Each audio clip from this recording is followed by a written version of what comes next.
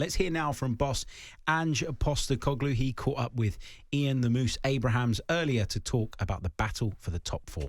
I remember Arsene Wenger once saying finishing fourth or finishing in a Champions League place was like winning a trophy.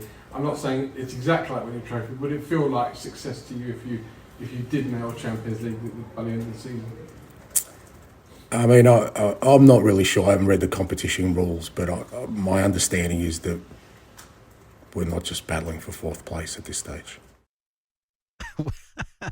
He wasn't happy with that question, was he? Love that from Big Ange. He didn't even say mate either. He was angry. You know you've upset him when he doesn't frosty, add mate on the end. Mate, the Moose loves to upset people, doesn't he? Look, I love that. I love that answer because why should he?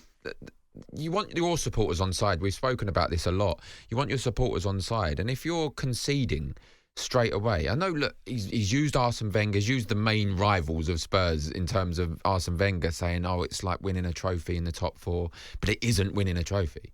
And I think Ange Postecoglou does get a little bit disrespected in terms of his lack of trophies when he wins trophies all the time. Unfortunately, he's at Spurs at the moment. It's not looking likely, but Spurs are not far off the top, so why shouldn't he say that? This thing on the disrespect about the trophies, I get what you're saying because he has had success elsewhere. Yeah. But I think people just look at the success that he's had elsewhere and say, well, it's the Scottish Premier League and you were the Celtic boss. Mm. And I can't think of many Celtic bosses over the years that haven't had some form of success there. Yeah. I think it's just that people don't think that what he's achieved in the past stacks up to the Premier League. Is that not fair? No, of course it's fair, yeah. But I think trophies, you only, in terms of teams, you only beat the teams in front of you, and you only win the trophies that are available in whatever country, in whatever league you're representing. And he's done that the majority of places he's been.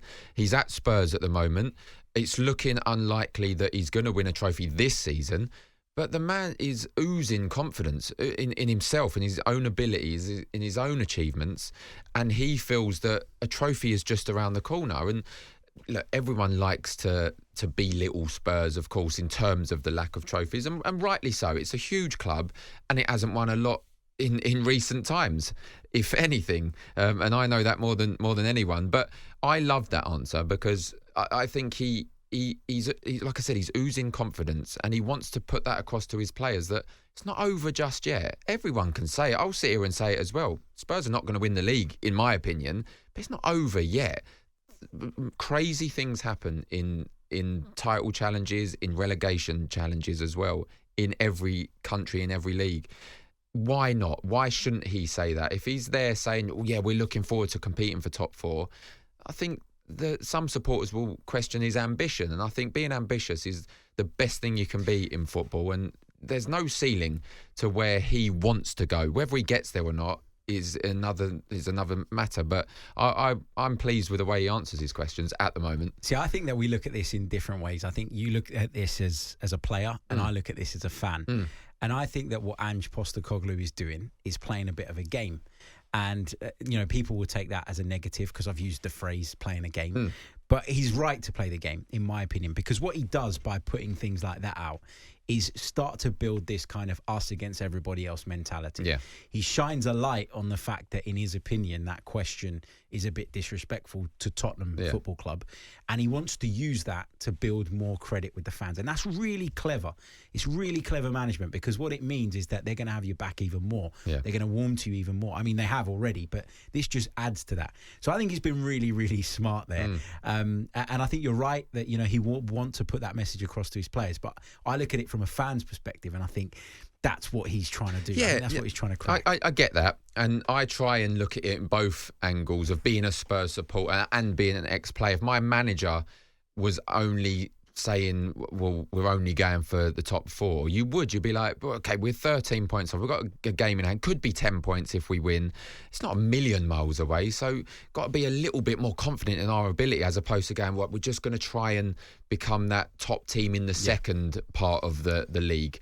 Like I said, I don't think by any means that Spurs are going to win the title, but I love the ambition of Ange Postecoglou, not just for this season, but he's taking that confidence and mood and spirit within the whole camp into future seasons if he obviously is still with Spurs. So I like the confidence he has in himself, first and foremost, and in his players. They obviously had a disappointing result last time out in the Premier League. They're well rested now. But Crystal Palace come with Oliver Glasner having come in the door pretty recently. There has been an upturn in their performances, at least, since he's come in.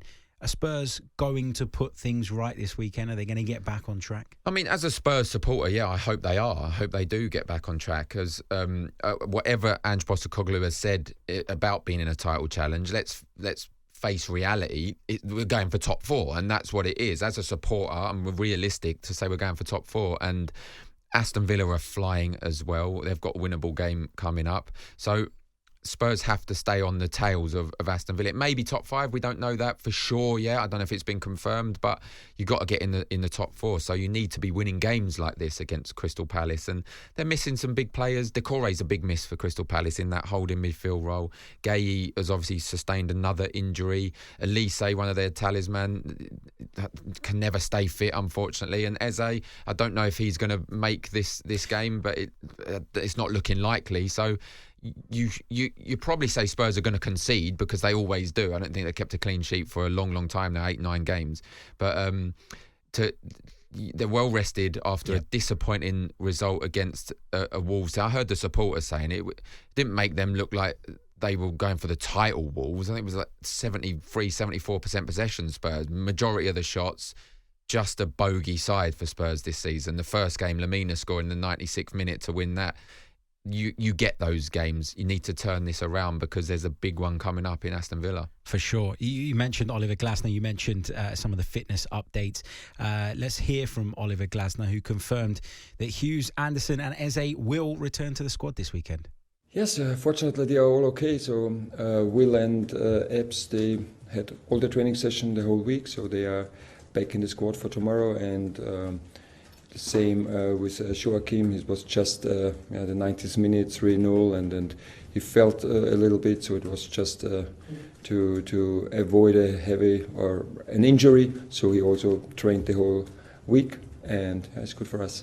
Yeah, Epps is a great player for us, but it's also important that Will is back. He's an experienced player, and that gives us more opportunities in the game. And I think Epps cannot win the game for us alone, so he needs all his teammates. But as a team, I think we are in a good shape. We have good confidence. We're really very happy with the week, the training sessions, and it will be important for us. But again, we need all the players to succeed at Tottenham. Big boost for Crystal Palace. That somebody was going to town on their laptop. I was just going to say that clip. With all today's like technology, just record it on your phone. He's got a typewriter out.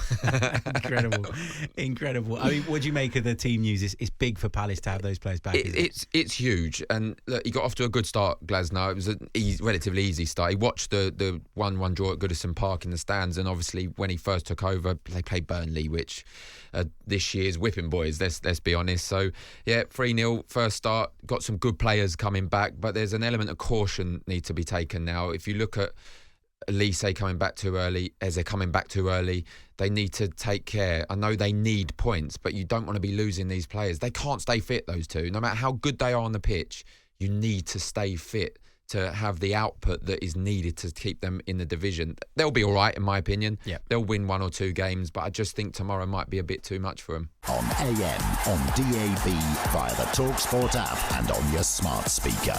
talkSPORT.